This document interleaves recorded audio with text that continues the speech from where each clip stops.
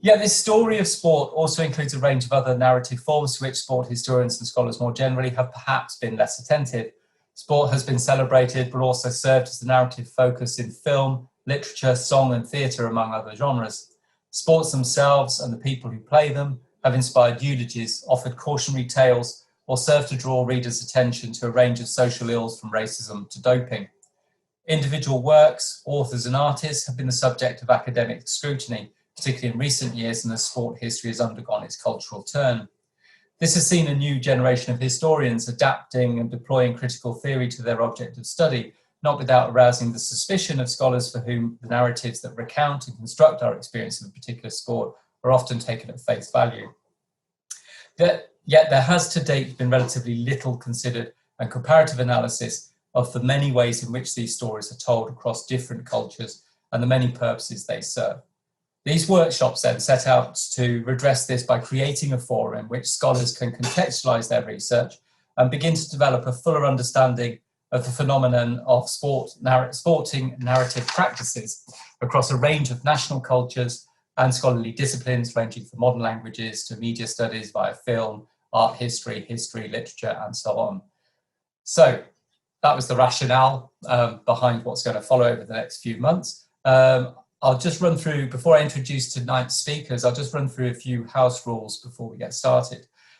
So firstly, could I ask you, unless you're speaking, could you turn off your mic and your video?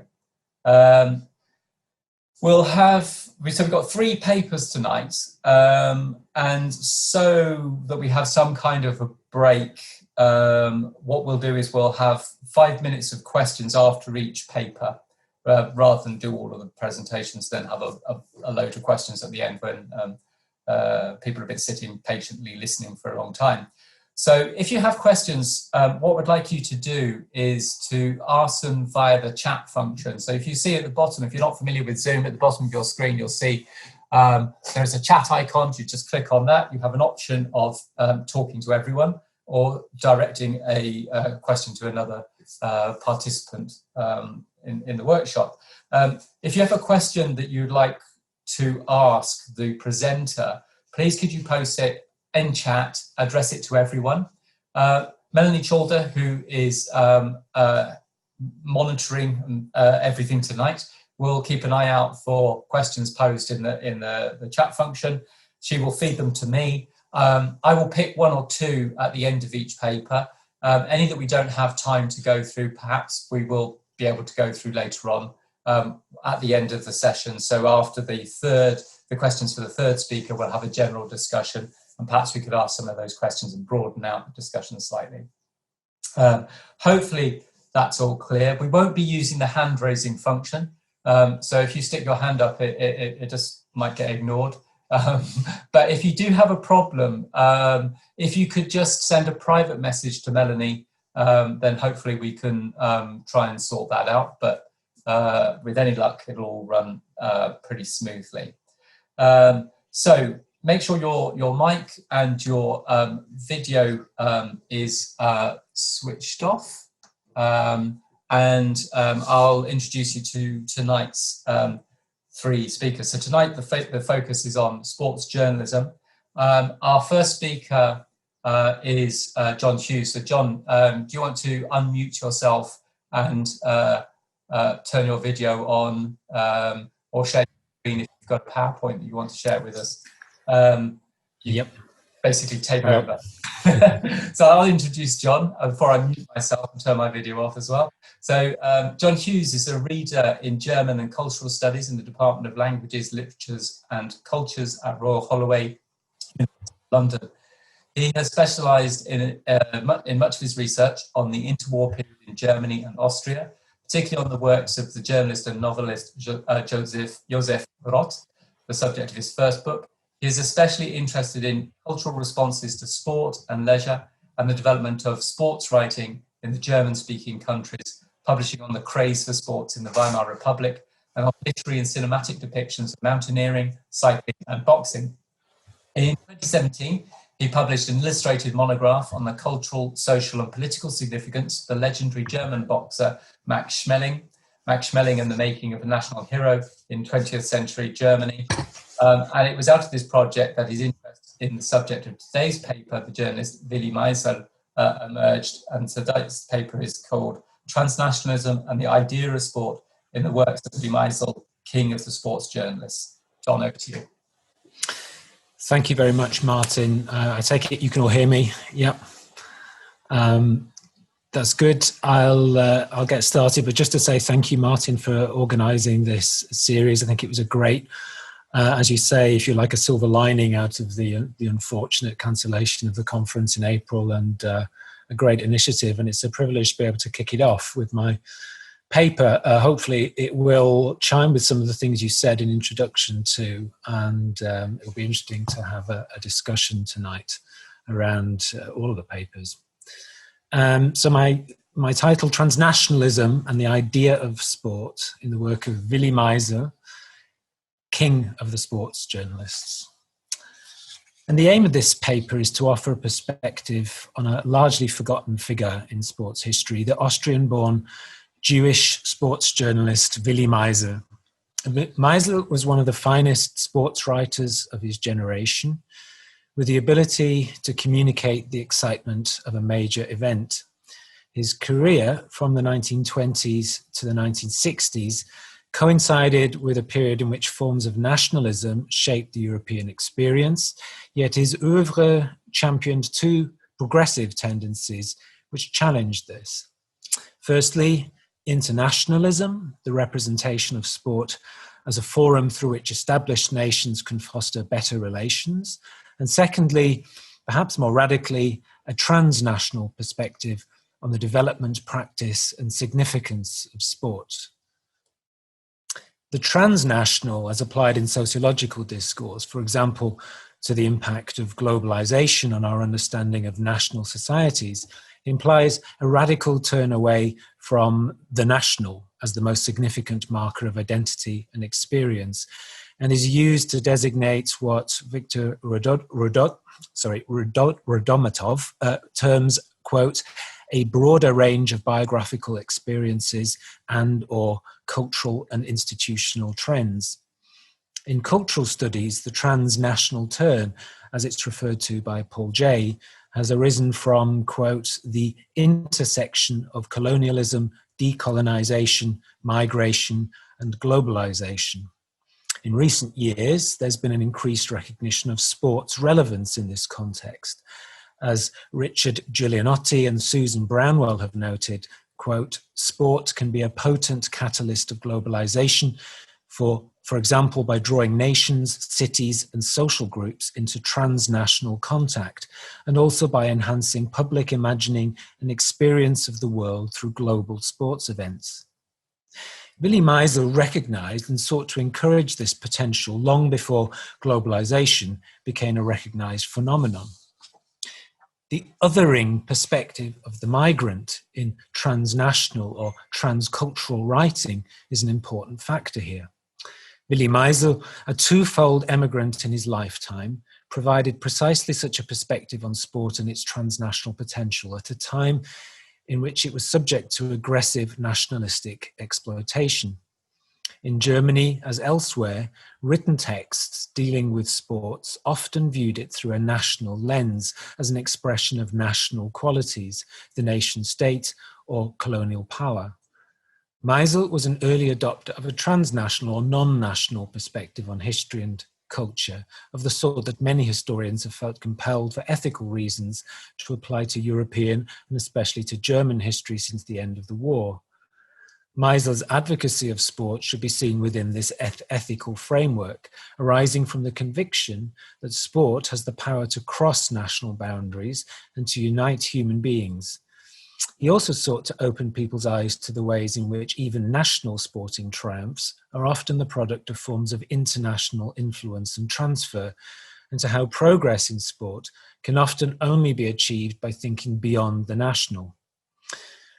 Meisel made a significant contribution to the development of sports writing as a genre and to the establishment of sports as a subject of serious theoretical and cultural discourse. He did so, moreover, twice over, and on both occasions as an outsider and migrant operating adaptively within a host culture. He was born and raised in Vienna and gained a doctorate in law there in 1922. His elder brother, Hugo Meisel, the coach of the successful Austrian national football team in the 1930s, the so-called Wunder team, had a strong formative influence on Willi Meisel. In his 1956 book, Soccer Revolution, Meisel devotes a lot of space to Hugo's internationalism and also notes his achievement in establishing the Mitropa Cup, a cup competition in Central Europe, which was a precursor of today's international club football competitions.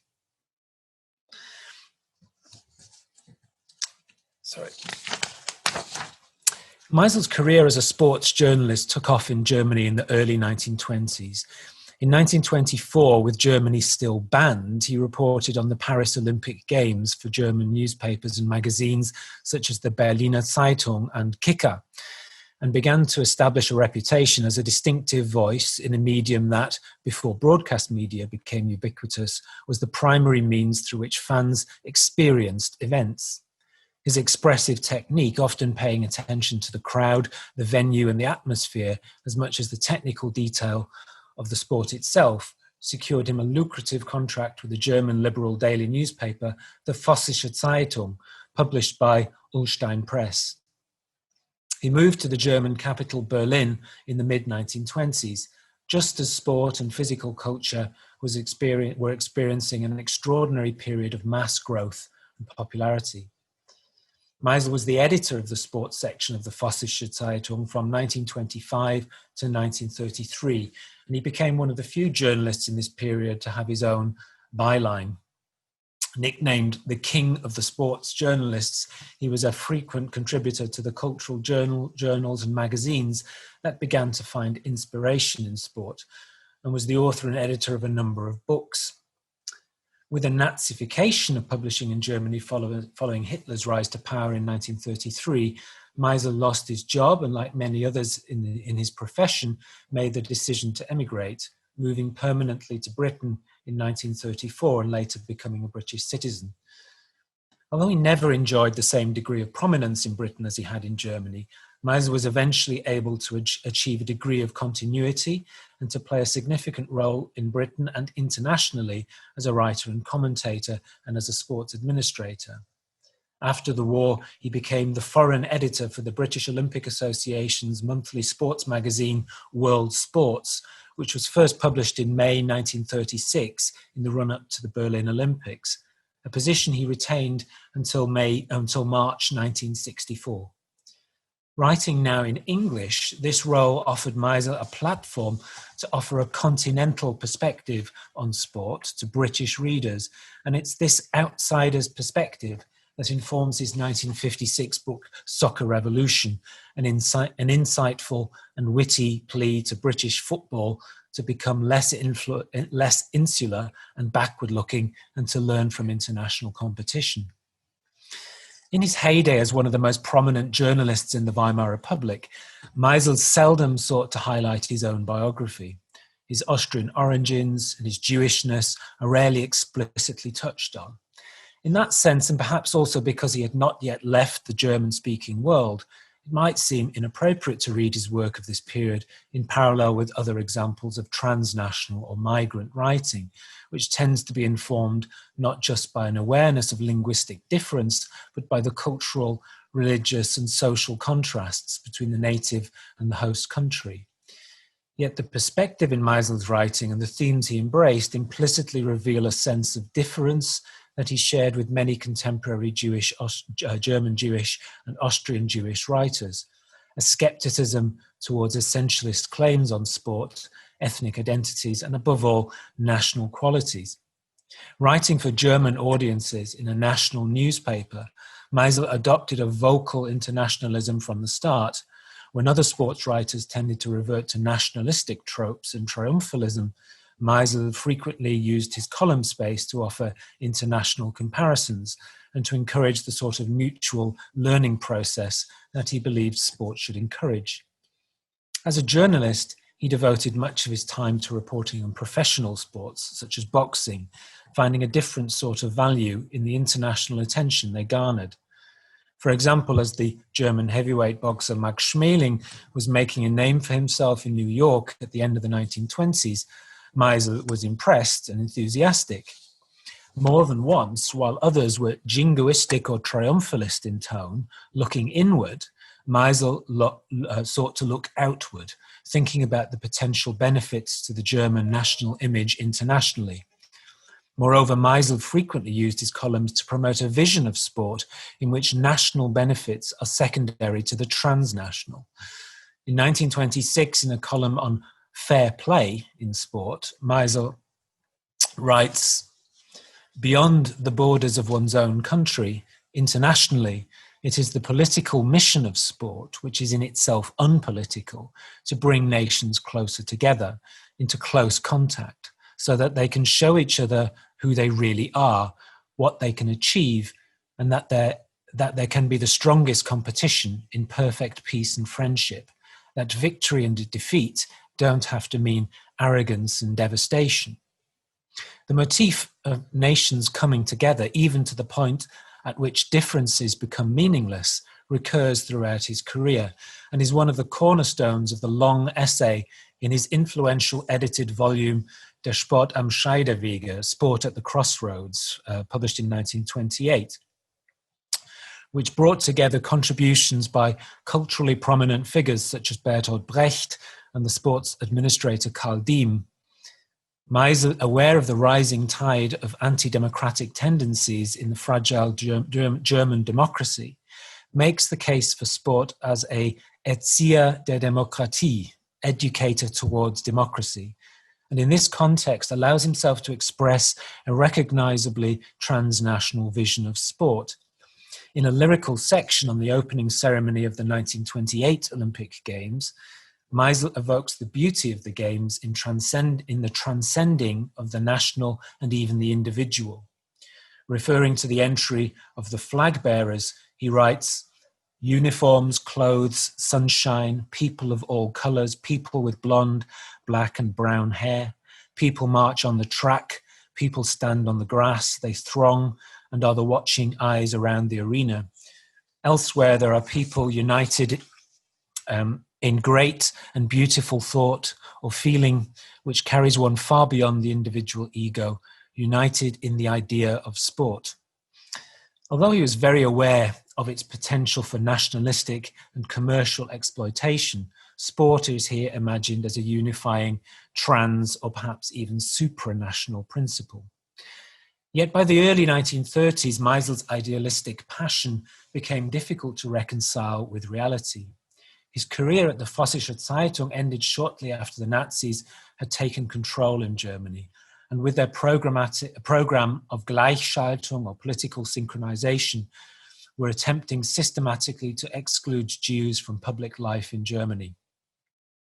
In the final weeks of his employment at the Vossische, courageously and defiantly, Meisel continued to write and publish articles reflecting his principles. The sports section of the Vossische Zeitung between the 6th and the 31st of March 1933, the day on which Meisel was dismissed from his editorial position and his byline disappeared from the newspaper, reads as an attempt to maintain a degree of integrity as the freedom of the press disintegrated and the traditions of Germany's liberal press were being dismantled. This required a degree of compromise from Meisel. The articles offer a commentary on political events that was necessarily oblique and frequently sit alongside effectively mandatory announcements casting the new regime's attitude to sport in a positive light. Here's one remarkable example. Just 2 days after the National Socialist election victory on the 5th of March, the Vossische Zeitung ran an article reflecting on 10 years of sport in fascist Italy. The piece has no byline, but its measured, critical tone bears many of the hallmarks of Meisel's work and, of course, was in any case published in the sports section under his editorship. The author from the outset makes explicitly clear that he disputes the attempt to give the fascist government full credit for Italian sporting success. The text culminates in a general plea to avoid political interference in sport, articulated in direct and explicit terms. Quote, Yet the will to win, encouraged by the regime, has already produced so many unpleasant examples of sporting chauvinism that it must be viewed as very doubtful that the politicization of sport is to be recommended for other nations. The inference is barely veiled at a time in which the Nazis were moving towards the politicization of German sport. Meisel dared to publish a text which argued against precisely this. He signed off from both the Vossische Zeitung and from Germany with a further example of sports journalism as political statement and provocation. On Easter Sunday 1933, the newspaper published an article by Meisel celebrating Jewish athletes and their contribution to German and world sport, entitled Von Danny Mendoza bis Carr. The reference is to Bill Carr, who was the winner of the 400 meters at the 1932 Olympic Games. Such a piece meant the end of his career in Germany and was one of the final pieces of defiance prior to the replacement of the entire editorial team at the newspaper, which was shut down for good the following year. The article is devoid of almost all editorializing commentary and gains its power simply by the rhetorical force of listing name after name in numerous sports over decades and centuries. Hereafter, Meisel can be classified as a migrant or immigrant, operating in effective exile from the country in which he'd made his career. It also marked the start of a renewed sense of Jewish identity. He was instrumental in helping the Maccabee World Union, the international Jewish sports organization, founded at the World Jewish Congress in 1921, to transfer its headquarters from Berlin to London. From the 1930s to the 1950s, Meisel played a leading role in the union, today based in Israel. Although the Maccabee was and is informed by Zionist principles and thus by a form of Jewish nationalism, for Meisel it was evidently understood much more as a supranational organization. Despite that, it's also evidence of the strong desire felt by many exiles to retain or regain the certainty of an identity, having been robbed of the one that had previously defined them. The cosmopolitan Meisel is a rare example of an exiled writer who gained sufficient command of a second language that he was able eventually to continue his career. Yet although by the 1940s he had become a British citizen, his writing was now much more explicitly informed by his personal history and a sense that his multicultural perspective might allow him to offer insights that would be unavailable to others. At a time in which British sports coverage in the media had tended to be exclusively interested in the performance of athletes and teams from Britain and the Empire, even in a magazine with the title World Sports, it was to the credit of the BOA that it chose to appoint Meisel as a correspondent with the brief to offer commentary on non-British sport, or else to offer insights into British sport informed by his international perspective. The magazine covered the 1948 London Olympics with a much greater sense of inclusivity and of the cultural significance of the Games than it had in 1936. Meisel, for example, was able to report on the training methods of Japan's marathon runners and to select the Hungarian shooting gold medalist Károly Takács as the outstanding performance of the Games. Takács had lost the use of his favoured right hand in the war and had had to learn to relearn to shoot with his left hand. Meisel published a critical review of the official film of the Games in world sports, and by the late 1940s had begun to publish the first of many assessments of the state of British football, which he viewed as overly concerned with defence and primitive in its refusal to encourage individualism and ball skills. And this would culminate in his much discussed book, Soccer Revolution, in 1956. And I'll finish with a few words about this book. Soccer Revolution has the glorious subtitle, which you can see here, Great Britain taught the world how to play and enjoy association football, later to be taught many a hard lesson by former pupils.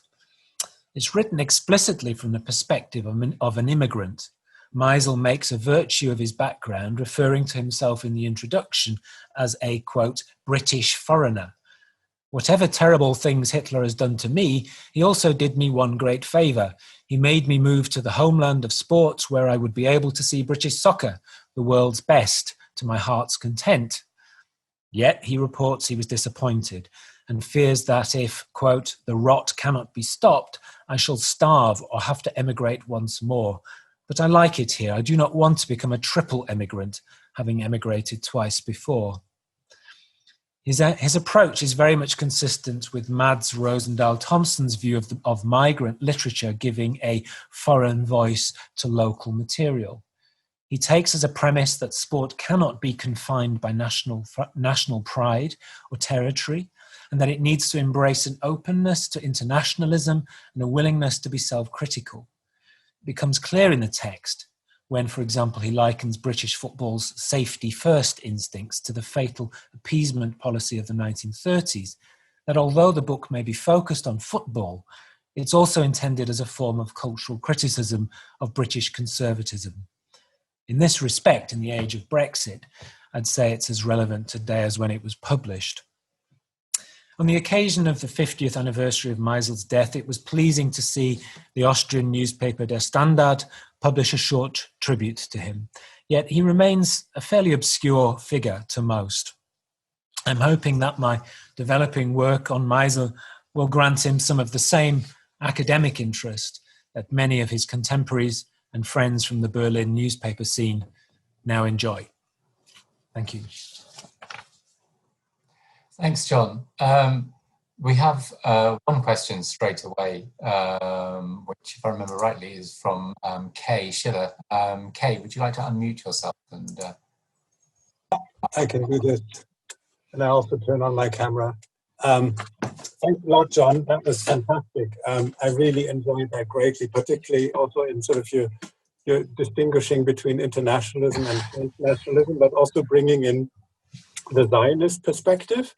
Mm-hmm. And I think that's the only question mark that I have with your argument, because you say he interpreted Zionism as a kind of supranational idea, but I think there is some sort of nodding towards Jewish nationalism, and because also he publishes articles together with somebody who's really a very strong Zionist. I just don't remember Felix. Sorry, I just don't remember the name at the moment, and who's much more outspoken in terms of his Jewish nationalism, and he endorses Jewish nationalism.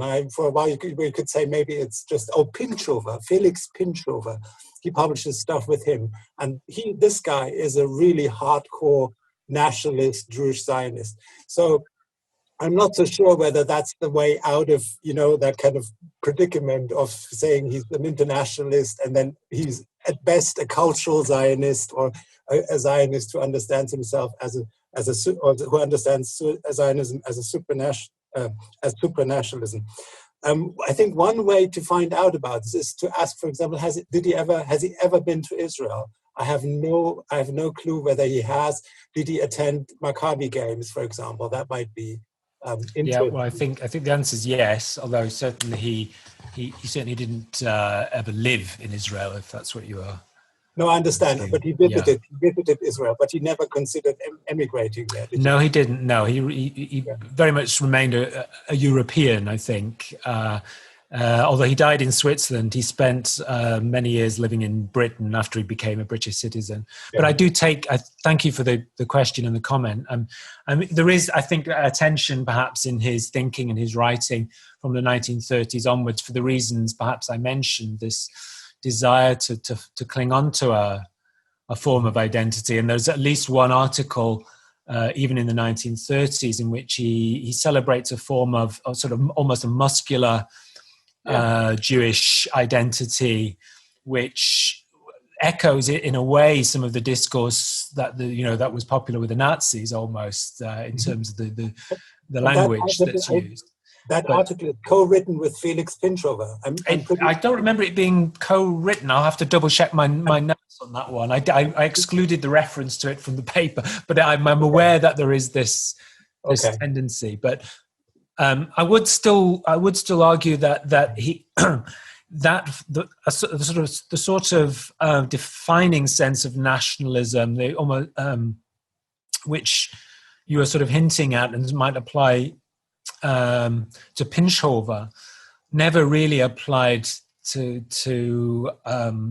Meisel. Certainly, if you look at his work for World Sports that I was referring to at the end of my talk, which really appeals to those transnational ideas that I've been touching on throughout. And this was at the same time that he was active in the Maccabi Sports Union.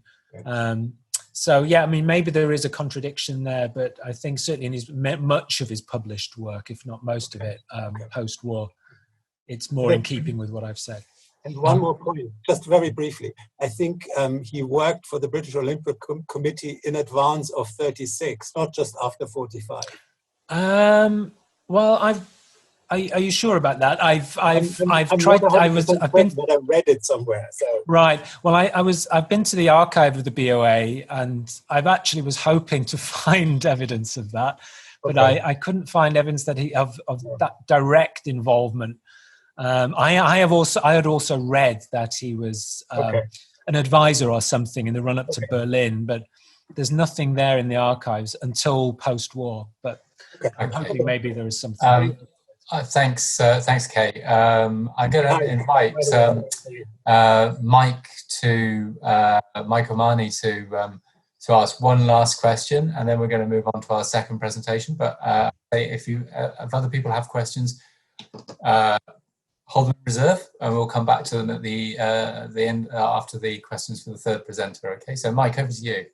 Thank you, Martin. Hi, everyone, and very nice to meet you online, John. I know we've had communications before, but not met face to face. Thank you for your paper, really fascinating and brilliant about Willy Meisel. I am embarrassed to say I haven't read Soccer Revolution, which I really must do, and will correct that as soon as I can after this talk. But my question is really about the context of that publication within what is such a key moment, both in football writing and in football culture, from the very late 40s through the early 50s in Britain. And the way that much of that writing and that discussion and that debate focuses around identifying football with class and renegotiating that identity. One of the striking things about some of the writings of people like Alec Witcher and Percy Young, who are both writing about football at this time, and indeed the existence of the Football and the Fine Arts exhibition, the art exhibition in 53, was how there was this attempt to reconfigure an identity of football in class terms. Sometimes that was about trying to elevate it in rather peculiar ways, and sometimes that was about challenging that perception. And I wondered, because I haven't read it, where you think Meisel might fit into those debates. Because obviously as an outsider, he's coming from a very different position. Yes, but I'm sure he would be aware of British writings at the time and how they were striving, in a sense, to reposition football within those class and cultural debates. That's a really interesting question, Mike. Thank you. And I think, what you just hinted at, Meisel is coming at this question from a different perspective, still that of, even though he was a naturalized citizen, and he talks about, he uses the first person plural, we, generally referring to British football in general, not just English, but he includes Scottish football and so on. So he champions a sort of a perspective that doesn't really depend on class identity. It's more informed by this desire for British football to embrace a more international perspective. And I think he acknowledges that, the origins of football and football culture in Britain in the working classes, the importance of class, but he's more concerned. The book really is designed as a critique of the way in which, as he sees it, football in Britain has got sort of bogged down in a particular way of doing things, in a particular mindset. emphasizing speed over skill, for example, or being overly cautious in its approach. And, you know, it's written on the back of heavy defeats for the English team, for example, by the Hungarian team a couple of years before.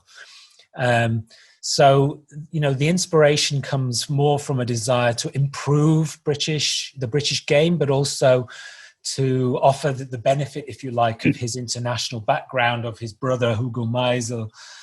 So I think it has less to do with these debates around class than his sort of decades-long preoccupation with sport as an international phenomenon, which is why he gives it this provocative title, you know, revolution. Yeah. That's what I was going to come back to, that the use of that word does seem particularly loaded within that context. Yeah, I think it's designed to be a bit provocative, actually. I mean, of course, the book never really had the impact he hoped for. None of them did. But it does, as I said, for you know, it can be read in a way as a sort of cultural critique as much as a specific commentary on football as it was played in the 50s. Thank you. Great, thank you. We're going to move on. Thank you, John. I think we'll have a virtual round of applause for you. Imagine us all applauding you. We're going to move on to our second speaker, Rowan Kirk. So, Rowan, can I get you to unmute yourself and to share your screen if you're using a PowerPoint while I do an introduction. So, Rowan Kirk teaches French at the National University of Ireland, Galway. Research interests include the overlaps between sport and literature, sports journalism, and the cultural impact of sport. Until recently, a coxswain of competitive rowing crews at NUI Galway and its alumni club, Rowan Kirk, he has been a multiple Irish senior champion, a winner of the world-famous Henley Royal Regatta, and has competed internationally for Ireland. He has also served as a board member of the NGB Rowing Ireland and chaired the Irish University Rowing Committee. His most recent publication is the article co-authored with Hugh Dauncey, which forms the basis on his contribution to this evening's workshop. Pending publication is an essay, Barthes, Blondin and the Tour de France of the 20 years, here in a collected volume co-edited by Roxana Coto, who's going to be a contributor in one of our later workshops. So, Rowan, over to you. Hello, everybody, and thanks in particular to Martin for resurrecting the meeting that we all hoped would happen and were looking forward to in Bristol earlier in the spring. Can I just confirm that you can see the screen that I'm sharing with you? Yeah, it's all good. Okay, excellent. Well, to begin with, I'm not delivering a conference paper per se. My rather lame modus operandus to academic endeavor is to painfully go through the experience of delivering a conference paper in the hope that it will engender something publishable down the line. But in this instance, what happened was I had the great fortune of collaborating with Hugh Dauncey, somebody that is very, very well known in the area of French studies in general, and more particularly in the area of French sport. And Hugh and I had collaborated on an article which we submitted to French Cultural Studies in June of 2019. So when Martin's call for papers for the Bristol conference came out this time last year, I rather opportunistically thought that there would be the opportunity of getting a piece of low-hanging fruit and to be able to distill a discussion from a published paper. I'm very pleased, however, that this particular opportunity to share with you coincides with a very exceptional Tour de France, which concluded yesterday. So the Tour de France is synonymous with summertime in France, but in these exceptional circumstances, it has filled our television screens for the month of September. And there's a very happy Irish connection to this particular story. Irishman Sam Bennett winning the stage yesterday on the Champs-Élysées, and for the first time since the great Sean Kelly, bringing home the coveted green jersey for the winner of the points classification. My attraction to this particular gathering was to the theme, telling the story of sport. It's a lovely banner trigger for the discussions that we're having. And also, I was particularly drawn to the title of the panel discussion, exploring the role of sports journalism. So, insofar as I produce things, they fall under the heading of sports journalism. The collaboration with Hugh came about on foot of he approaching me with essentially an idea that was all his. He explained it as an ongoing interest that he had in the sports writing of Jean-Louis Le Touzet in the French left-wing daily Libération, and which coincided with the Lance Armstrong years of the Tour de France. Given Hughes' eminence, I was flattered, but was wondering what contribution I could make to a joint project with Hugh. As you can see, when we're talking about telling the story of sport and exploring the role of sports journalism and the idea of identity formation, Hugh has a very impressive body of work, including the French cycling, a social and cultural history, which could also include the adjective economic history. My expertise, such as it was my interest in an unusual corpus by a novelist of the 1950s, Antoine Blondin, who wrote a daily chronicle in the sports daily L'Équipe for 28 tours from 1954 to 1982, thereby corresponding to the period of the Trente Glorieuses. And as Martin said in his introduction,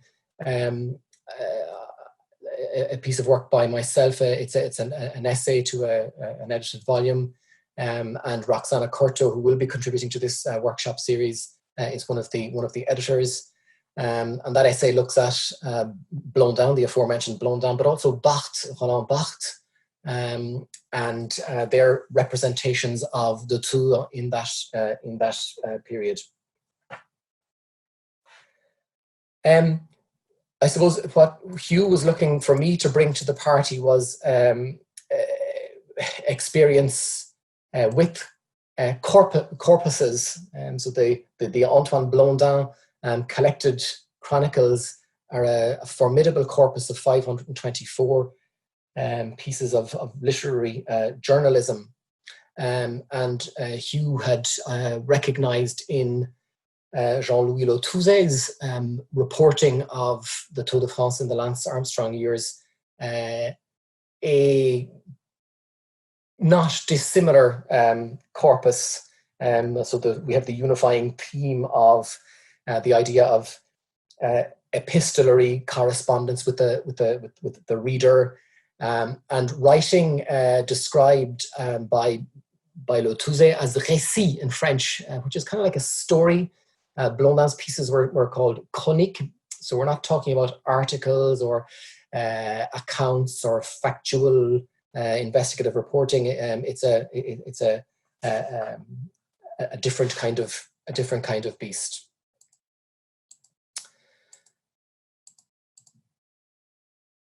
I will say that another corpus on cycling in the context of a grand tour, albeit just the collected chronicles for one Giro d'Italia from the late 1940s, probably the second or third running of the Giro after the after the Second World War. Dino Buzzati's account, very lyrical, literary account of the duel between Fausto Coppi and Gino Bartali on that famous 1949 Giro. And this being the collected set of articles from, again, a sports daily. So there's that unifying idea as well. So Jean-Louis Le Touzet, born in 1961 in Brittany, career writer with the left-leaning Libération, and who covered 18 Tour de France in the period 1995 to 2013, including 10 of Lance Armstrong's 13 Tour de France and all 7 of Lance Armstrong's seven consecutive victories.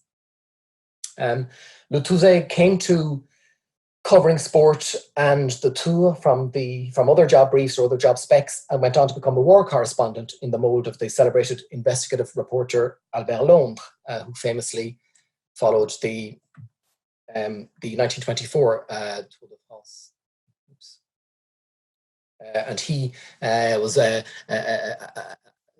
the time a very famous investigative reporter working for the daily Le Petit Parisien, coming to the Tour as a complete outsider and with no sporting baggage.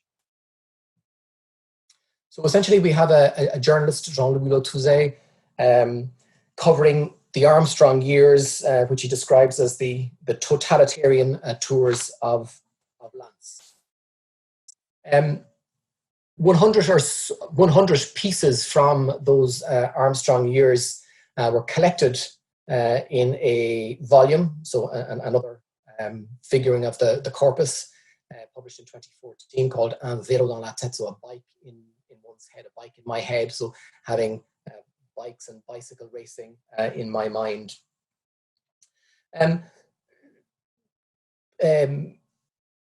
and I worked on the article, attempting to pull the strands of the way in which Le Touzet covered those two together, and we struggled for a title, a coherent title, something that would bring it together in a meaningful way. We had more than met the word count for the publication we were aiming for, and we had a working title: Lance, a collision of narratives, the two bad bodies of the boss, Lance Armstrong, sporting theology and French identity. And we weren't very happy with it. It just didn't seem to allow what we were attempting to say to come together. Hugh asked, and he didn't ask for very much because most of the substance of the work emanated from Hugh. He asked if I would draft a number of questions to send to Jean-Louis Le Touzet.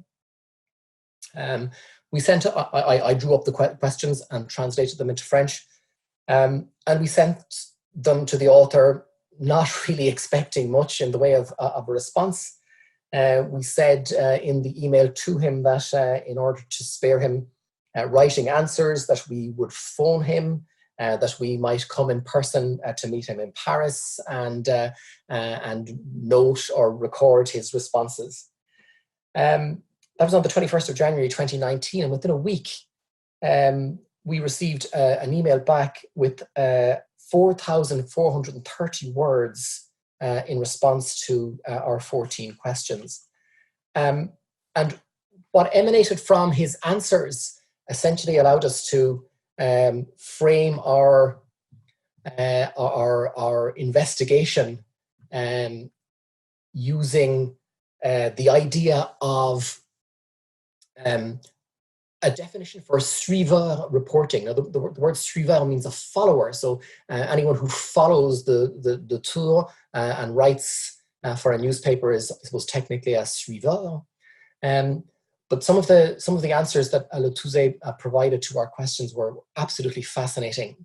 And he gave a definition of Sriva reporting as amounting to something, a kind of a halfway house between journalism and literature, but having to operate within 7,500 characters. So that really brought together our musings and our discussions, with the unifying theme of the Armstrong years, the sporting lie that the Armstrong years represent, and then the idea of how that was reported, how that was chronicled, how that was recorded under the heading of Sriva reporting. So what I purport to do is to give you a flavour of what the article goes on to say, and I've done a little distillation of the introduction, what the article sets out to illustrate, and the representations of Armstrong as American other in Jean-Louis Le Touzet's following of the Tour de France in those Lance Armstrong years, and also a little conclusion. Lance Armstrong, who won the Tour de France 7 times consecutively between 1999 and 2005, before being stripped of these victories when convicted of long-term doping offences in 2012, has engendered a global industry of comment on cheating in elite sport. The televised interview on Oprah in January 2013, during which he finally admitted his transgressions, was intense theatre, where this US national hero and international sporting icon confessed, thereby validating the skepticism of his doubters over the years and destroying the faith he still inspired in others. Armstrong's story is not, as almost everyone knows, given his worldwide currency as a totem of many kinds, just a matter of sport. 3 years before his initial maillot jaune in the Tour, Armstrong was diagnosed with advanced testicular cancer, but recovered to become one of the most successful athletes in sport history. Our summary of the Lance Armstrong case indicates just some of the themes that his resurrection, dominance, downfall, and punishment speak to in analytic discourses which cross boundaries of sports history, sociology, medicine, doping, law, ethics, philosophy, and religion, among other disciplines. Moreover, as part of this story, Armstrong met with the present and history of the Tour de France, and through the Tour as lieu de mémoire, or memory site, of France's self-imagining with France herself. It was Georges Vigarello who in the 1990s best crystallized the notion of the Tour as a site of memory in the project led by Pierre Nora. For Vigarello, the Tour is mémoire, memory, tradition, tradition, institution, institution, and rituel national, national ritual, and as much the product of a society as its accurate reflection. But the French context of the Armstrong affair during the last 2 decades has been somewhat overlooked in the furore of comment about him, with a few exceptions.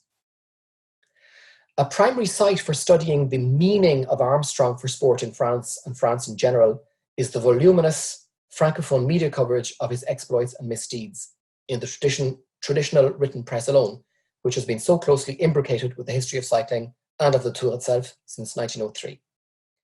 Coverage of Armstrong in L'Équipe or L'Humanité, for example, would warrant a detailed linguistic and cultural study.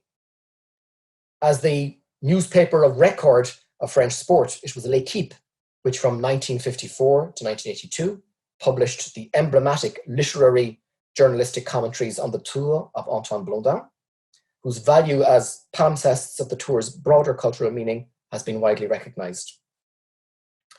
During the Armstrong years, Blondin's role as literary chronicler of the Tour was continued, less in L'Équipe itself, as in the sports pages of Libération, by the talented, but, outside of France, little-known journalist and writer Jean-Louis Le Touzet. In the Armstrong case, discourses of illness, suffering, and resurrection cross and coalesce with narratives of physicality and heroism against a backdrop of right and wrong in sport. Armstrong's story in the Tour is also one of intersection between past and contemporary French culture and society and an exotic other in the form of an American champion cyclist. In Le Touzé's Libération, two reports, these narratives collide. Le Touzé is a respected journalist who has conventionally reported on politics, economics, and international affairs, but in his work on the Tour, he is also a suiveur, in French, that idea of a follower, or a sporting journalist writing with passionate insight. Blondin, the aforementioned Blondin, one of the foremost literary journalistic commentators on the Tour de France, is perhaps the archetypal suiveur, covering the Tour for l'équipe over 4 decades. There is, to our knowledge, no canonical definition of the status of suiveur or of suiveur journalism, save the blending of reporting and fandom, which weights the nature of the writing more to the reflective than the investigative. But the tradition of literary journalism in France has a long history. From the very earliest press coverage of sport to today's multimedia reporting landscape, transtextual writing has explored the liminal space between sporting fact and fiction. The story of the sporting press in France has been written from a range of perspectives, as has the birth of the Tour de France in a circulation war between le vélo and l'autovélo. One core theme of this history is that in the founding years of cycle racing, competitions and race reports sold newspapers and column inches needed to be filled by more than mere results. The resulting tropism towards reflective interpretation favoured literary style and gave rise to texts in the press or in literary works by authors ranging from Tristan Bernard and Albert Londres to Antoine Blondin, and from Colette to Annie Ernaux. To return to the idea of suiveur journalism, specifically in the contemporary tour, and our concerns in this essay published article, to return to suiveur journalism, specifically in the contemporary tour, and our concerns in this current study, i.e. the article that Hugh and I wrote, myself and my colleague and friend, and who's in the session this evening, Professor Philip Dine, we highlighted Blondin's complexity, revealing how this sporting poet created a new reading grid for the Tour and for France in a period, Les Trente Glorieuses, of social, political and sporting change. Le Touzé in Libération has arguably performed a similar function for the Armstrong years, using Armstrong as a prism. As we have suggested, the Tour and literature have a symbiotic relationship, helping to build French sports journalism's long tradition of literary reporting for a race designed as an event to be reported and whose challenges, suffering, and heroism are narrated in daily novelistic installments. As Le Touzé himself explains, journalistic technical expertise merge with the passion of the fan and literary style to give suiveur style. Reporting and intuition blend into a hybrid style of journalism. And here's a definition that the author gave to us in response to our questions. And it's showing this distinction. So the suiveur takes sides, protests sometimes, makes fun, is ironical, and gets carried away also. Therefore, thus, he looks to find other ways to tell the story. And in so doing, a novelistic space can be opened up. The journalist records, whereas the follower, the suiveur, i.e. the journalist's double, comments and attempts to break through or pierce the opacity of certain situations. Le Touzé's reporting on Armstrong in Libération amounts, in essence, to a journalistic biographical novel, an example of suiveur literature revealing the conflicted relations at the turn of the 21st century between a controversial American sportsman and France's premier sporting memory site, or lieu de mémoire. Suiveur literature plays thus with the narrow margins of freedom between fact and fiction in condensed and focused daily reports. And here's another response to our question that came from the author. So, in fact, where the novel attempts to look for and find a freedom that the journalist's work can't, or which is refused to the work of the journalist. For Lotuse, he says that it appears to me that I managed to hop between two frontiers, two limits, two boundaries, journalism and literature, and all within 7,500 characters. However, we still have to provide an account of the stage, and the editor cannot hide behind effusions of subjectivity. Therefore, it is in these 3 or 4 degrees of freedom that Lotuse attempted to work, the boundaries afforded by these 3 or 4 degrees of freedom that he attempted to operate over the course of these Armstrong years. So these 3 or 4 degrees of freedom, or maybe play would be a better term, that the Sriva enjoys between investigative journalism, factual reporting, and pure literature, are the distance or tolerance that separates the chroniqueurs suiveurs, such as Lotuse and Jean-Emmanuel Ducoin in L'Humanité, from other journalist colleagues such as David Walsh or Pierre Ballester, who were persistently forensic and forthright in their condemnation of Armstrong's cheating. Lotuse is aware and accepting of the difference between his approach and that of investigative reporters, seeing in the elusive quality of his commentary something that amounts to a median path between denunciation, most notably by Ballester and Walsh, but also by our own Paul Kimmage, and the collusion of other colleagues content to report uncritically the dubious events of professional cycling in general and Armstrong in particular. Such is the nature of omerta in pro cycling among riders, officials, and journalists, that the more truthful, veiled language of Sriva texts can be seen by journalists unwilling to spit in the soup as betrayal, and Lotuse has gratefully been the recipient of various prizes for his work, which he takes as a sign of tolerance by his colleagues of his singular perspectives in reporting an event, the Tour de France, based so much on lies and hidden truths during the Armstrong years. So we saw that in Lotuse's journalism were reflected many of the major strands of academic inquiry into Armstrong. And in the published article, we went on to look at those strands.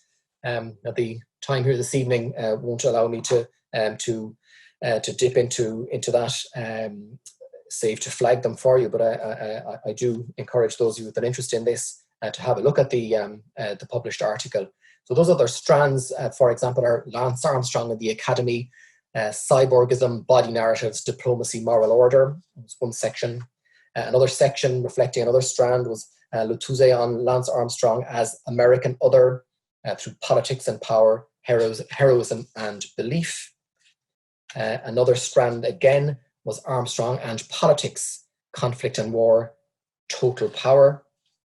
And a final strand that we looked at which reflected academic discourse was Armstrong and heroism and belief, and the idea of a miraculous religion and a suspension of belief in respect of his athletic performances. The article then... Ruin, sorry, can I ask you to sum up very briefly now, please? Yes, yeah. So the conclusion is coming. Lotuse has stated of Armstrong that, and here's our...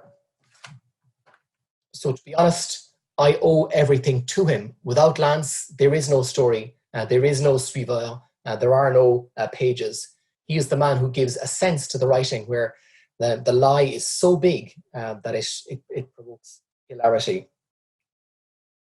Furthermore, it is this that has allowed Lotuse to produce what he calls a hybrid form of a literary cycling story, which is a bit mad, and that which only the Lance years could have allowed. And this hybrid of journalism and literature has imagined representations of Lance, that intriguingly relate the Frenchness of the Tour to current academic research on Armstrong. Reporting factually on the Tour in an era of widespread doping, omerta, and fear of litigation from vindictive superstars of the sport has been almost impossible. But, as Lotuse has explained, The Sriva genre obviates the reporter from the doxa of investigative objectivity, creating a space for an evocation of wider issues of meaning of flawed sporting heroes such as Armstrong. I will leave it there. Thank you, Aaron. Yeah, sorry to rush you at the end. We have a question, I think, from Phil. So, Phil, could you unmute yourself?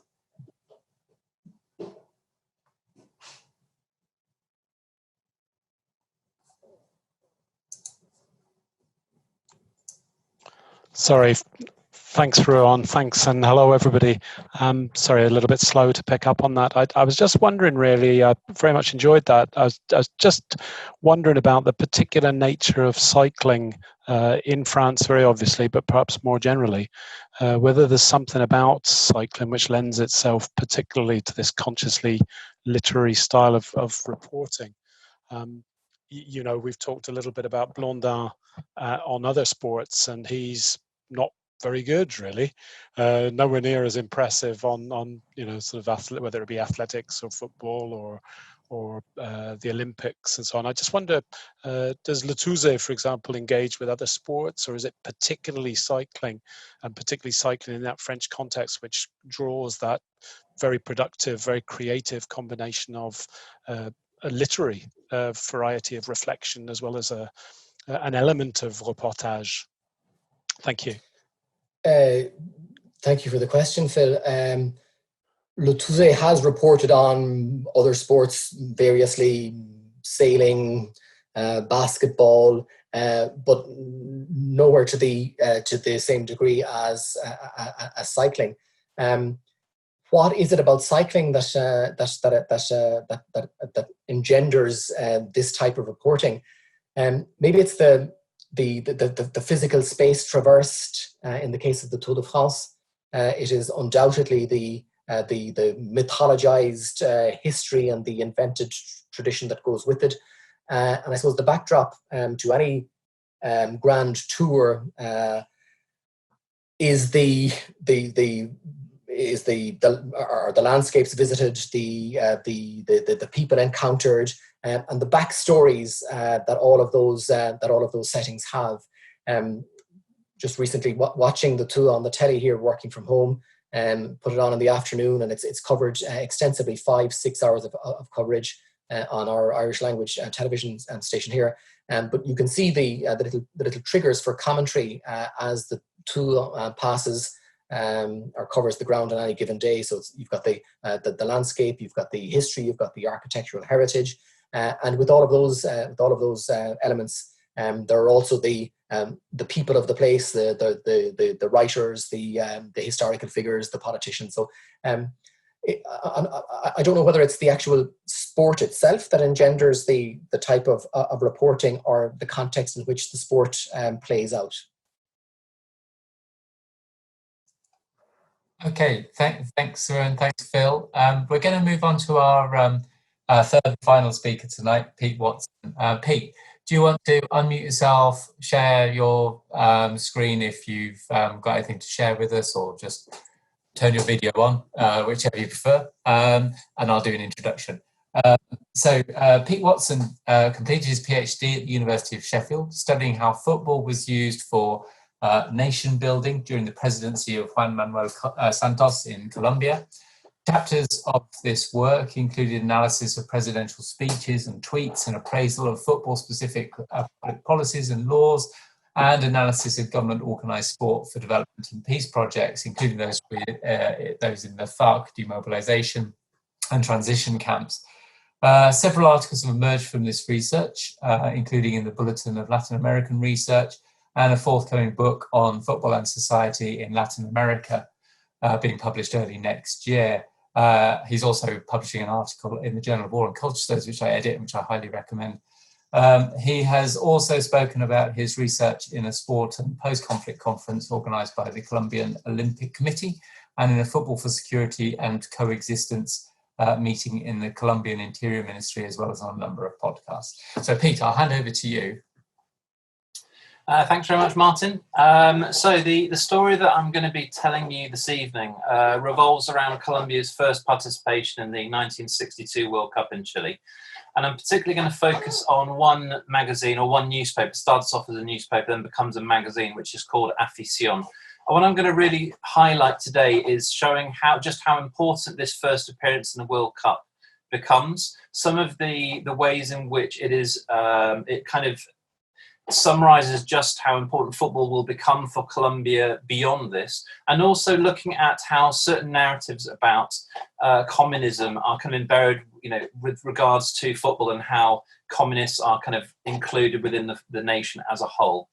So a little bit of background on why one particular result of the 1962 World Cup is so important. I'm really going to focus on the 4-4 draw against the Soviet Union, which doesn't seem like a particular triumph. It's a draw after all. But for Colombia, this becomes really an epic victory that really will last as their greatest sporting result well into the 1980s.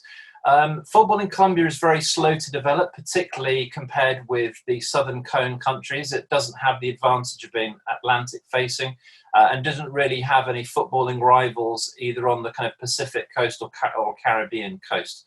In fact, its first appearance in the South American Championships isn't until 1945, bearing in mind that the first championships were in 1916. So it lags a considerable way behind the likes of Uruguay, who had already won the Olympics in 1924 and 1928 in the first World Cup victory in 1930, and obviously Argentina and Brazil as well. Its kind of first entrance onto any kind of footballing or sporting notoriety or fame is really the Dorado League of 1949 to 53.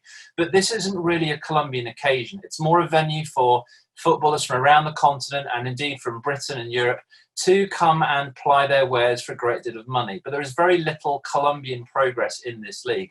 A lot of Colombian footballers will stay on the bench. The national team is banned from international competition due to the pirate nature of this particular league.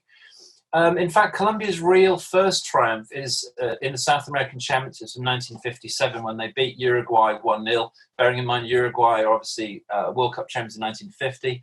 But in the same tournament, they'd lost 8-2 and 9-0 to Argentina and Brazil. So these kind of results and their slow development really give rise to a kind of a Cinderella-type nation, a nation that in the South American context is very much in the bottom echelon of the sporting hierarchy. It's also important to bear in mind some of the political context to the 1962 World Cup and the match against the Soviet Union. Again, we've got to bear in mind the kind of the Cold War situation. Between 1948 and 1958, Colombia experiences a period of extreme violence between liberal and conservative supporters. And one of the outcomes of this particular violence will be a load of kind of communist republicas, which are, I suppose, settlements, kind of governed by communist principles, which are formed in rural areas. And these are seen as being somewhat of a challenge to the government. And again, a worry for the US, who has obviously an eye on hemispheric issues, particularly following the Cuban Revolution of 1959. To the extent that the US send military teams to assess the Colombian situation to see if that there is a risk of Colombia following a kind of path of Cuba. To this end, an alliance is established between President Kennedy and President Lleras, an alliance that had already been present with Colombian participation in the Korean War from 51 to 54.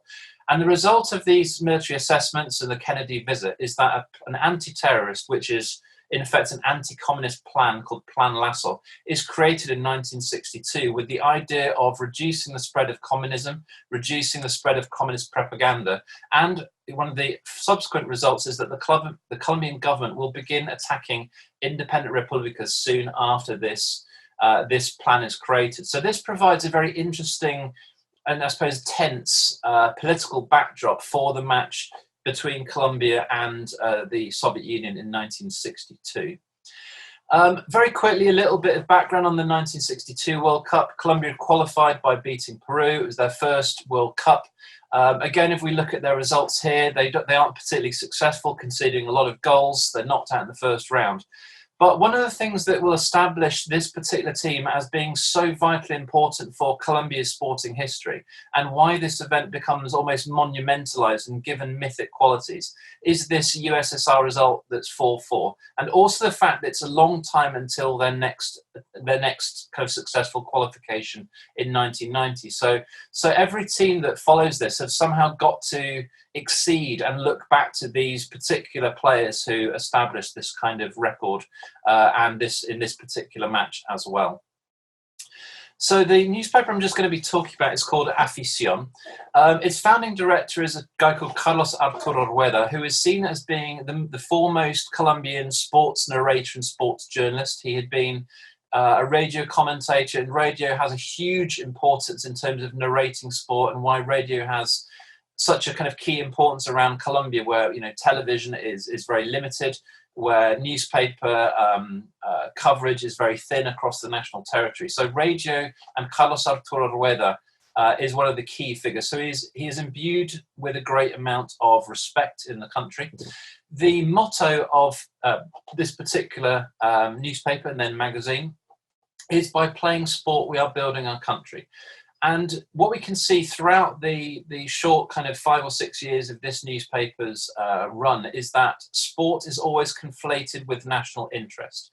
And this is very much a continuation of the spirit of magazines such as Estadio, which was a leading sports periodical from the El Dorado period.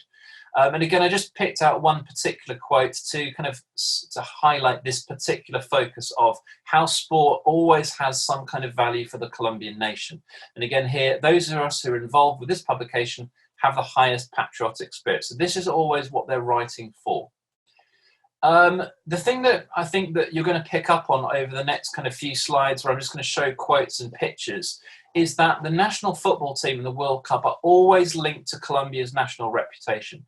This football tournament is seen as being Colombia's appearance on the global stage. And it's not just on the football stage.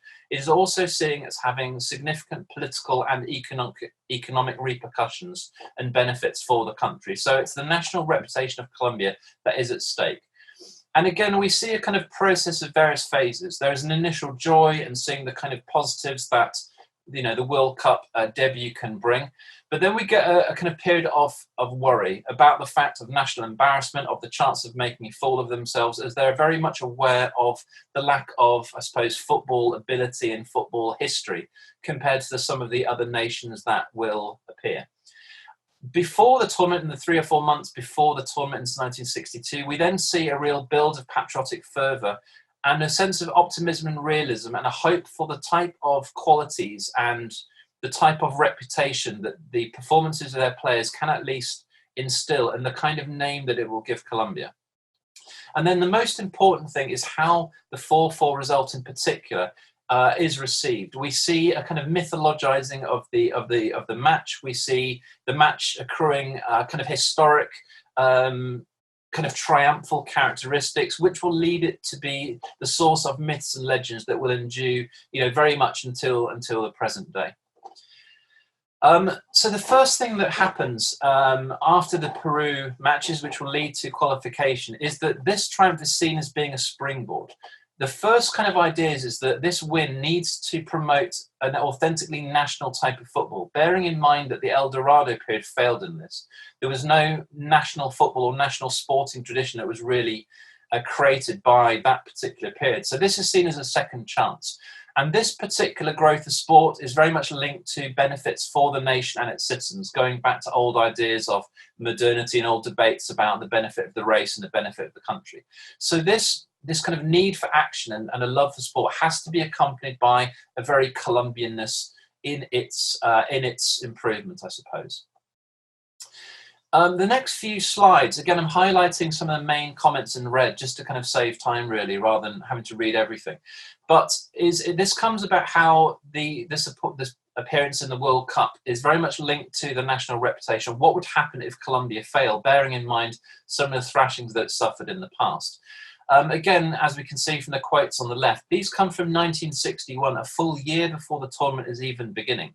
And at this stage, Afición, like various other newspapers, are calling on the national team to already be training, for there to be a concentración, so that they have a whole year to make the best of their talents and give the best performance possible. If this doesn't happen, then we risk making our fools of ourselves. Again, not the football, but fools of the nation.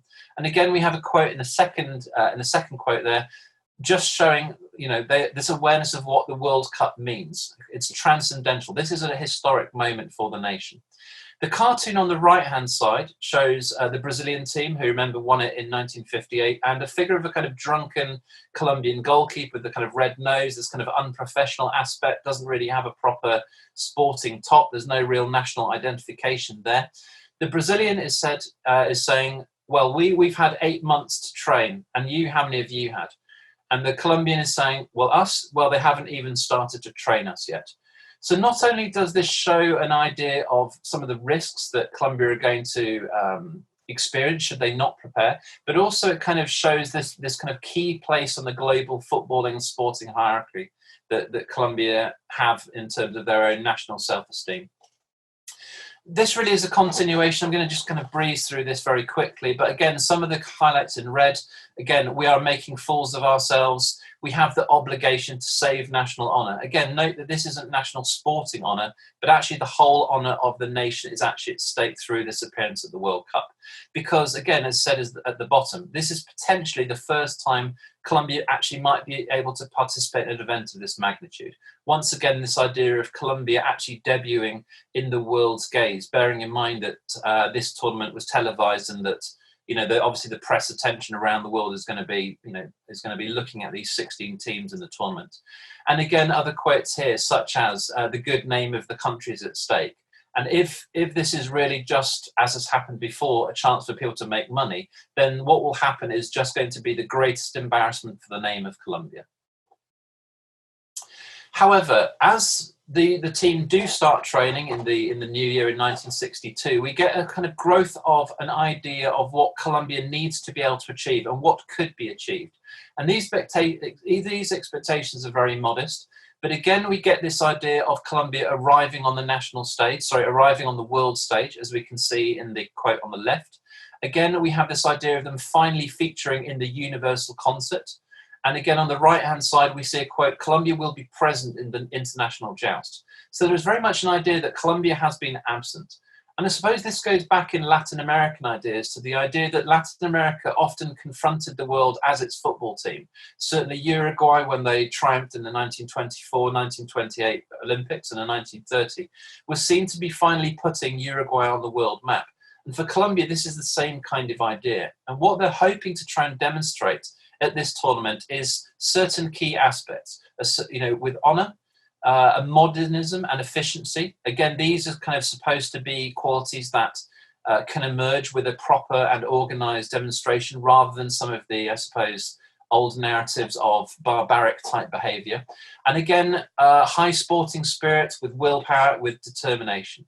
So this is kind of the Colombian expectations, that at least there can be some pride and at least we can show certain aspects of sporting endeavour and sporting prowess and good sporting behaviour. That's the key aspect for Colombia to achieve in this particular competition. We also see an increased linking of the national team with the people of Colombia. There is an expectation that everyone in Colombia is following this tournament. And indeed, there is a real football passion that breaks out throughout the country. Lots of products, lots of businesses, lots of politicians will tie themselves to the tournament, will start putting the Colombian, the kind of Colombian footballers on their brands and so on. The particular magazine cover that I've picked here from May 1962, the headline is the national team carries the confidence of Colombia. And again, one of the key messages that comes throughout these few months is this idea that the national team belongs to the Colombian people. The fate of the football, the fate of the Colombian nation, its people, is being upheld by these Colombians who will take the pitch in Arica in Chile. Again, these are just a few more quotes that really give more details about how the national team is linked with the nation. These young men who will be physically well prepared will be supported by millions of Colombians. Again, this idea that the whole nation is always supporting the football team.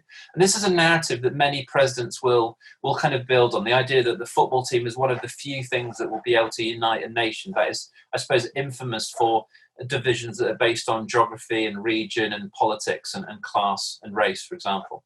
Once again, we're defending national sporting prestige.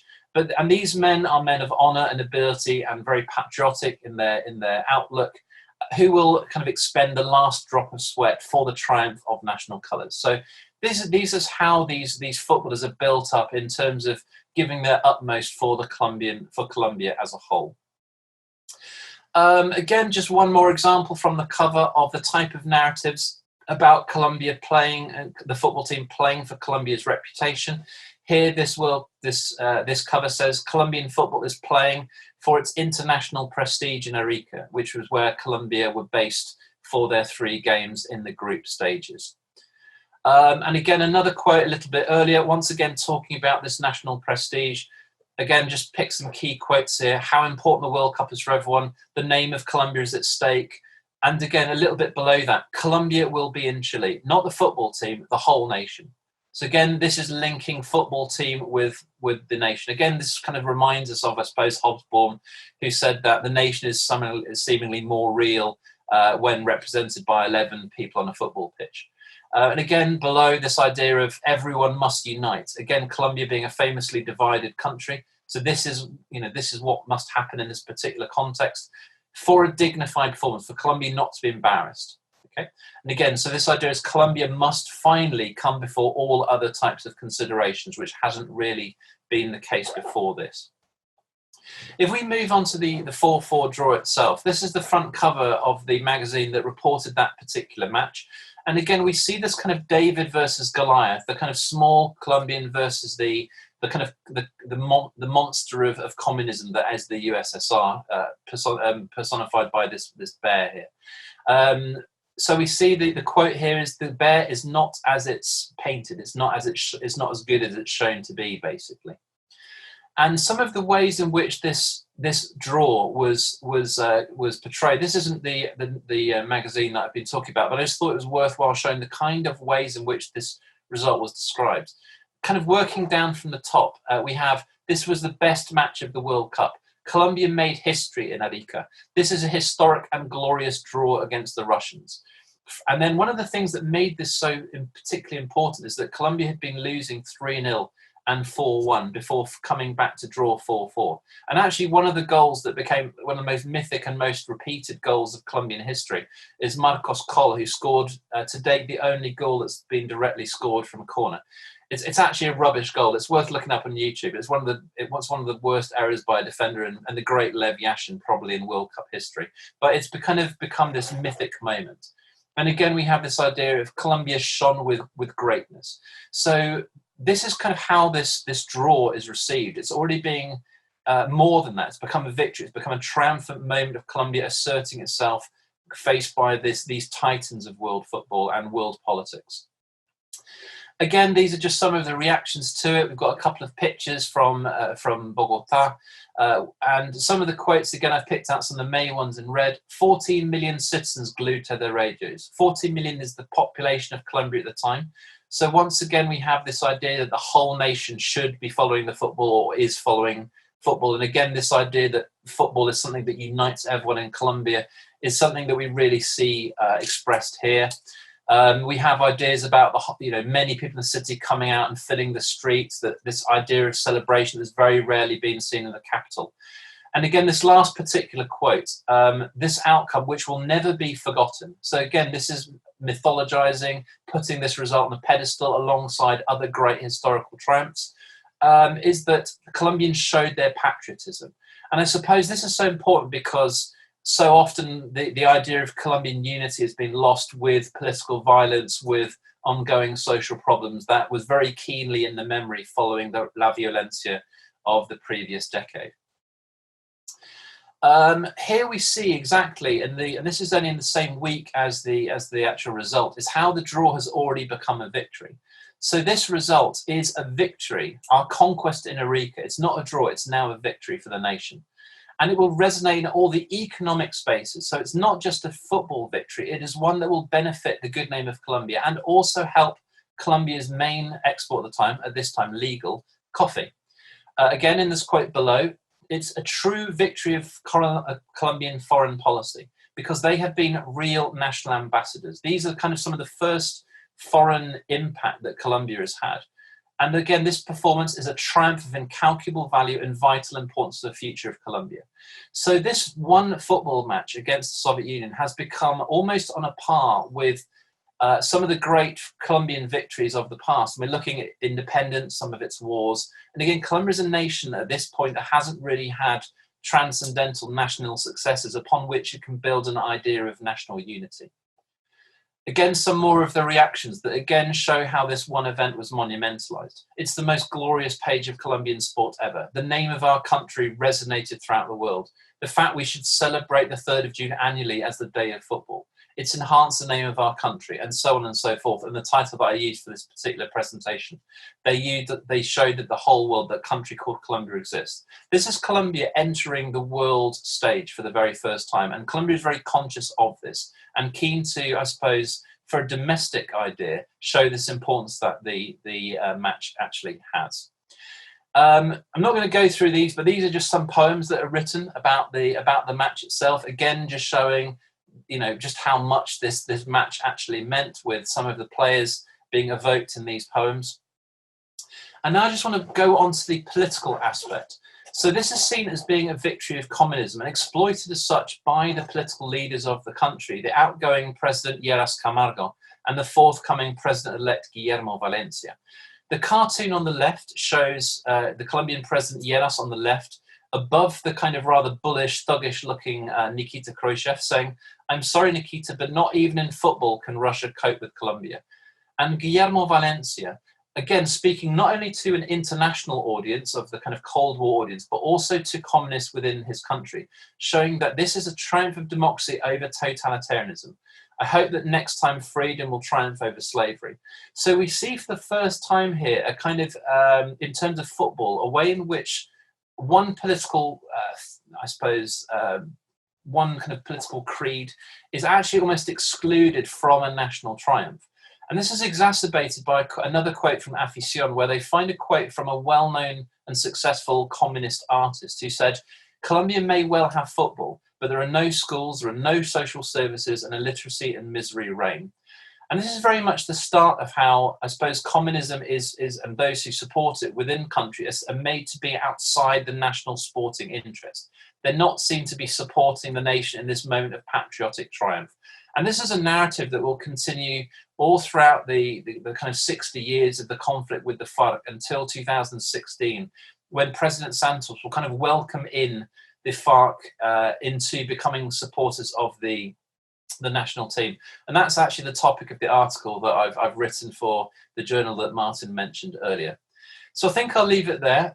There's a kind of couple of the conclusions that I've hopefully talked about how one particular draw is converted into this national triumph that will reverberate down the years, really until 1990 with the Colombian draw against West Germany, when Colombia next qualified for the World Cup.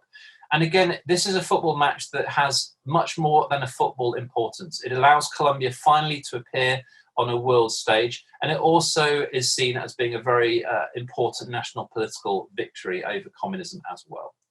Thank you very much. Thanks, Pete.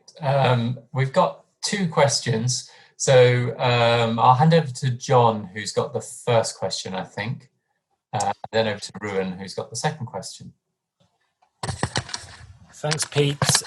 Just a quick one. I was wondering whether, you talked a lot about the importance of this particular result, but I was wondering whether footballing style was also important, because I was thinking of how in Argentina, developing a distinctive Latin sort of non-European style that was more flowing or spontaneous became important, so culturally important. Were there the same discourses around the sort of style of play in Colombia?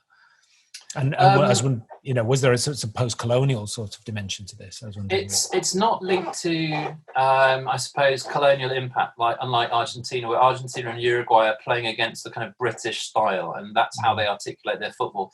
Colombia actually has to articulate its own style that's been kind of, I suppose, corrupted or erased or disappeared by the wealth of footballing talent from South America that came during the El Dorado. So there wasn't the chance for a footballing style to emerge during that particular period.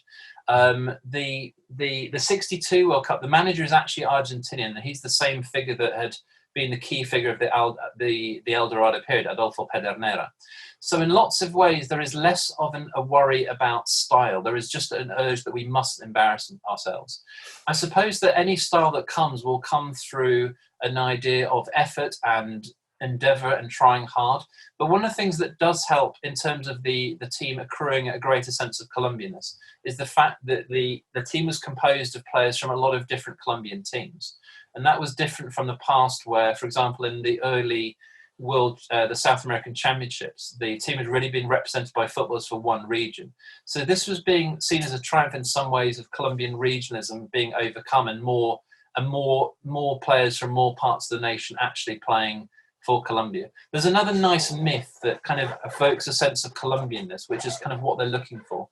And Adolfo Pedernera, who is Argentinian and seen as being Argentinian, at half-time in the Soviet Union game, actually, again, apparently gets the Colombians to sing the national anthem. So there's almost a kind of switching of, I suppose, Argentinianness to let's be proud of what's Colombian there, I suppose. And again, I suppose that one of the worries that a lot of Colombians had about Pedernera was that he was too linked to trying to make them play in an Argentinian way prior to the tournament. Anyway, that was a criticism of a lot of the games that they'd lost in the lead up to the World Cup. Great, thanks. I missed the fact that Mauricio had a question before Ruwan, so I'm going to hand over to him.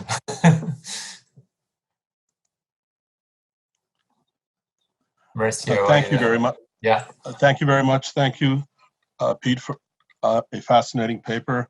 I might be the only one here who's personally linked to that 4-4 match. Because I'm writing a biography of Yashin, who gave up 4 goals that afternoon. But I grew up in Colombia, even though I was only 3 at the time of the games. But I do remember being fed with this constant 4-4 match, for the following decades. So my question, I guess, is, to what extent does the 4-4 match of 1962 help cushion the experience of a frequent defeat, which is what the Colombian soccer team faces for the next almost 3 decades? Or, to put it differently, to what extent does the moral victory, which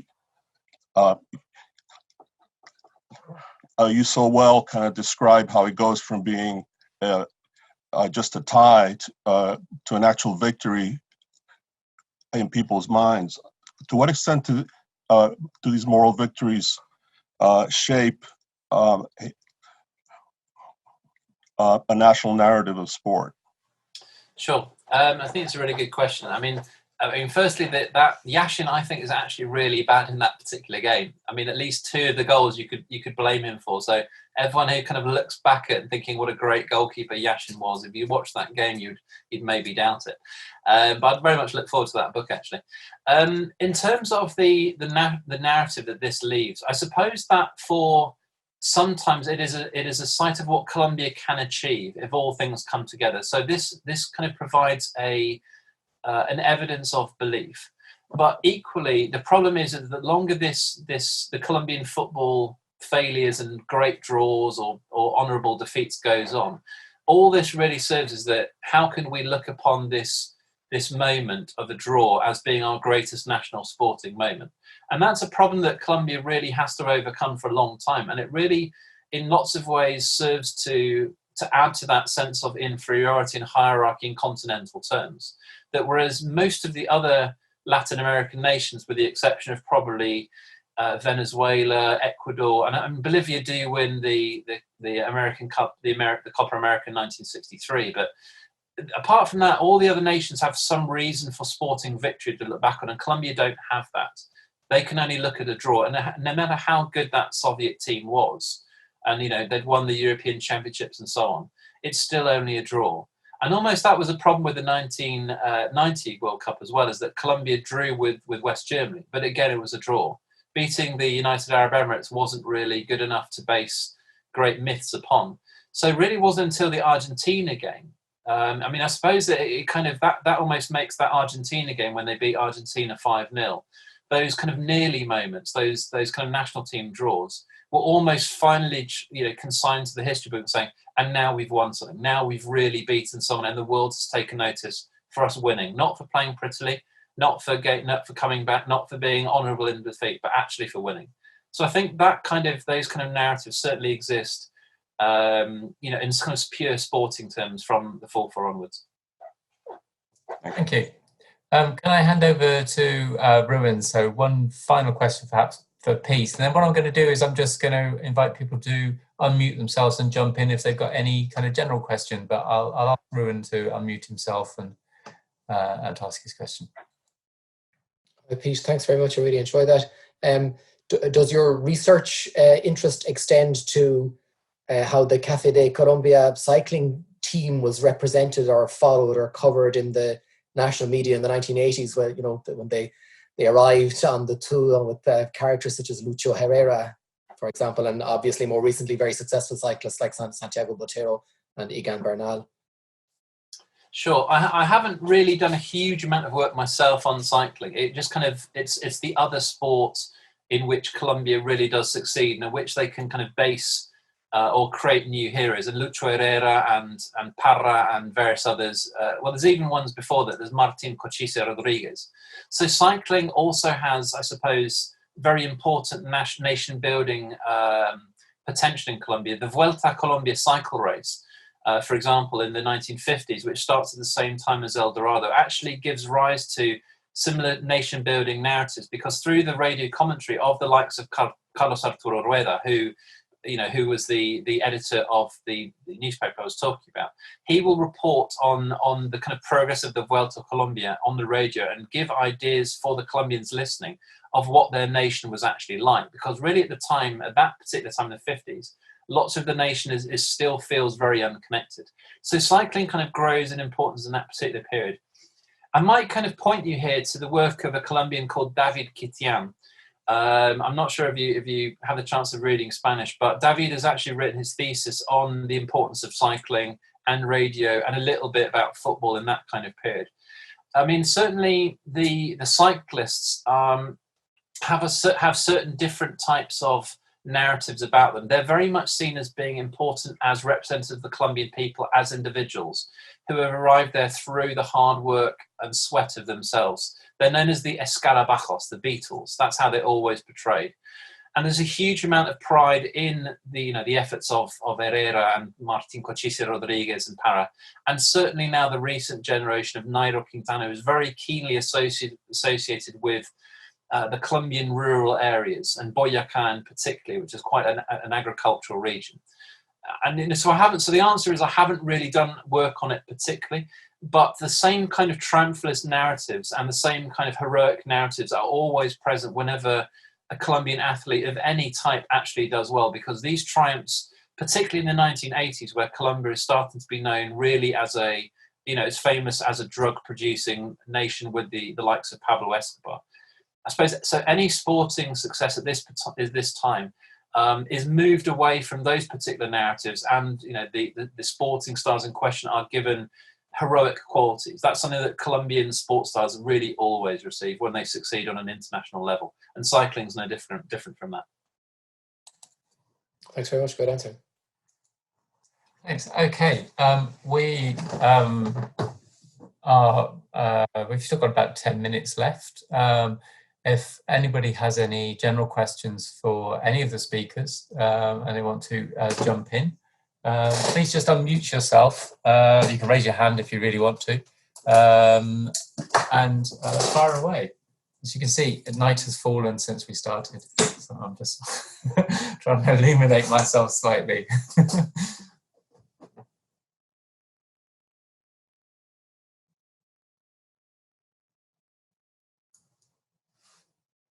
I have a question for Ruadhán, actually, if no one else has got one. Ruadhán, I just wanted to ask about Lutuze and his relationship with people like Ballester, because Ballester is really quite critical of the way that, and Duquin as well to a certain extent, I think, of the way that they feel they've been duped by Armstrong, but not just by Armstrong, by the whole of the peloton since the 90s. What is there any tension there between him and Ballester, or because you talked about him as sort of existing as some kind of some sort of happy medium between Ballester's kind of cynicism about everything to do with cycling now? I'm aware of any antipathy between Ballester and Lutuze or Duquin. And certainly Lutuze has lost all illusions regarding cycling and the integrity of it as a sporting contest. And I think where he is different from the likes of predecessors such as Blondin is that he is witheringly sarcastic, and maybe the disillusionment is dressed up as humorous sarcasm, poking fun at an institution really that isn't a sporting contest anymore. It's a spectacle, and it has lost. He even says that it's lost all of its literary value through its the word in French gigantisme. It's got so big and so globalized and maybe so disconnected from its initial roots that it's really kind of a farcical thing that's interesting to watch and follow. But not as a serious sporting contest. He mentions, having followed the career of Marco Pantani and having shed tears when he died, but that really, if you're watching cycling and the likes of Pantani, he really is just a little clown dressed in pink lycra. So that's pretty biting. Yeah, 90s cycling wear didn't do much for anyone really, did it? Any other questions? Mike? Yeah, I'm just curious that, one of the nice themes that's emerging from today is the notion of, on the one hand, pride and on the other hand, shame in relation to sporting activities, and how that can reflect on identities from individuals to nations. And I suppose one question I have is a bit of a provocation, but in terms of French cultural attitudes in particular to the Armstrong episode, obviously this aims more at Rowan. To what extent is there almost a degree of gratitude when you think, looking back to the early history of the Tour de France and the level of cheating deception that was popularly recorded from early on, going back to Maurice Garin, for example, that in a way it's quite nice to blame somebody else. It wasn't the French who were culpable here, it was the Americans. Is there that sense that nationalism inflects through to a blaming of the other in a very specific way that extends considerably beyond the individual? Does Armstrong come to represent something within French writings that goes beyond a notion of an individual, let's be blunt, cheat?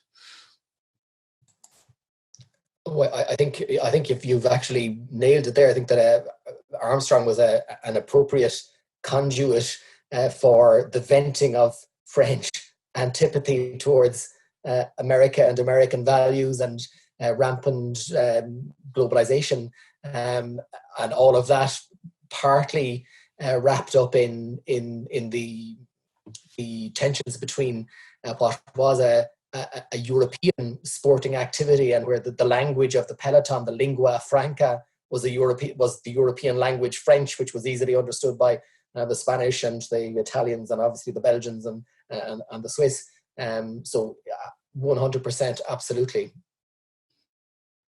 But also a deflection in a way. It's a way of not feeling the personal culpability. On the one hand, it's good to target something else, but yeah, it's a bit like current politics. It's a good deflection tactic in some sense. Well certainly, the narrative in the French sports press would have been that post the Festina affair, that French cycling was clean or cleaner, and that if French cyclists weren't winning, it was because they were playing fair, whereas the nasty Americans of Lance Armstrong were cheating. It's obviously a ridiculous simplification, but yes, certainly. Thank you. We've got time for one final question, if there is one. Hi, can you hear me?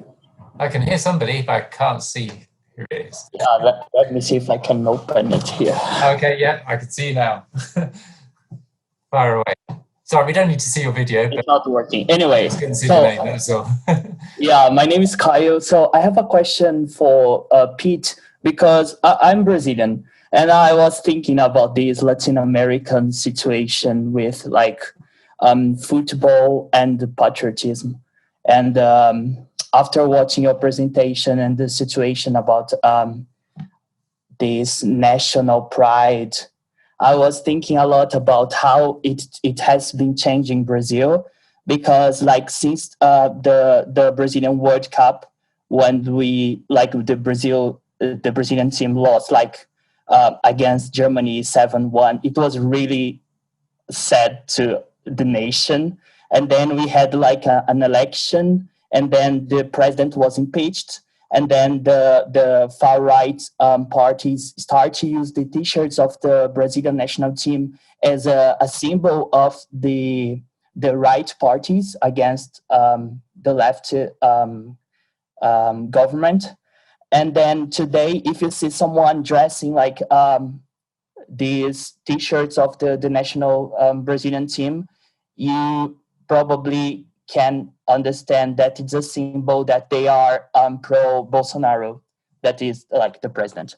And I was thinking I would like to hear from you what you think that is particular in this relationship of between patriotism and football in Latin America. I think that it's always been, I think that football has been an easy way in which the nation can be brought together.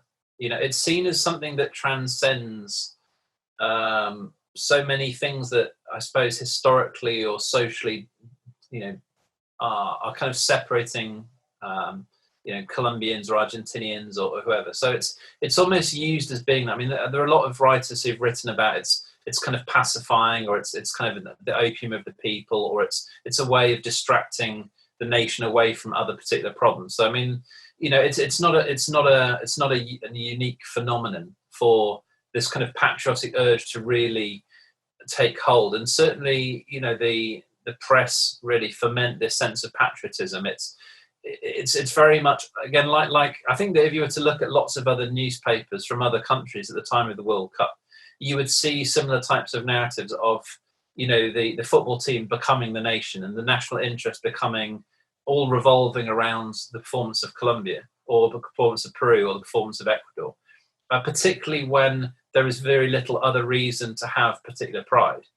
I think, I mean, in Colombia's case, for example, you look at the importance in the 1990s where, you know, the only thing Colombia was known about was for drugs and for violence. So the football team offered something else. It gave a chance for all Colombians to kind of forget everything that had been really seen as previously. And the 2014 World Cup was similar. In actual fact, that wearing the football shirt was a sign of actually, you know, being proud of something. I think that's one of the most important things about the national shirt for a time, is that, you know, we can be proud at least about our football. And that can be the best thing about our country. I think one of the interesting things in the Colombian case, I'm very struck by you talking about Bolsonaro supporters wearing the national shirt, is that there was a kind of similar fight over the national shirt in Colombia in around the 2016 plebiscite to ratify or not the peace agreement with the FARC guerrillas. Santos, who had been the president, was always seen wearing the Colombian national shirt. And for the 2016 Copa America, they actually changed the traditional yellow shirt to a white one, which obviously kind of symbolizes peace and the year of peace. And then there kind of became a battle for who should be wearing the Colombian football shirt and what it really meant. You would see the Santos supporters wearing both the yellow shirt and the white shirt, the supporters of the yes for the peace, whereas the supporters of the no, largely following the Álvaro Uribe former presidency, were also wearing the yellow shirt, never the white one, to again try to get their political message across. I think in the Colombian case, you wouldn't really associate the national shirt with any political narrative. I don't think it really works. I think you see everyone wearing it because it's seen as almost being apolitical. And in fact, often the greatest type of criticism around the football time is if presidents or politicians are wearing the national shirt, because it's almost appropriating a national symbol that actually doesn't belong to them. Okay, thanks. We are going to have to end things there, I'm afraid. I had a question for John, but I think I'm just going to email it to you, John, if that's all right. So I'll get back to you about that. Just to, before we finish, we've recorded tonight's papers. They're going to be made available on the IMLR website, the Institute for Modern Languages Research. So once that's happened, we'll post those around probably via HNet Sports and through the IMLR mailing list as well. I'll just briefly share with you the rest of the program. Excuse me a minute. There we go. Just ignore the fact it says that my copy of Microsoft Office is illegal. I can assure you it's not. That's today. So the next workshop is on the 20th of October. It's the first of two looking at athletic bodies and identity. And it's a slightly longer workshop. And it's on a Tuesday evening, Tuesday the 20th of October. The rest of the program is advertised on the IMLR website, I do believe. So I won't scroll through it all now. But you can see at the moment we have programs going down. If I do it slowly, you can watch the video back at another point. Going down to the end of March at the moment. Okay, and I think we might have another one, another workshop towards the end. So thank you very much, everybody, for taking time to come along tonight. I think we now get to the downside of online conferencing, in that we can't all go to the bar for a drink. Or go and get a coffee or eat cake. We just have to skulk off back to the rest of our houses. So thanks again, and hope to see many of you again in a month's time. Thanks, bye.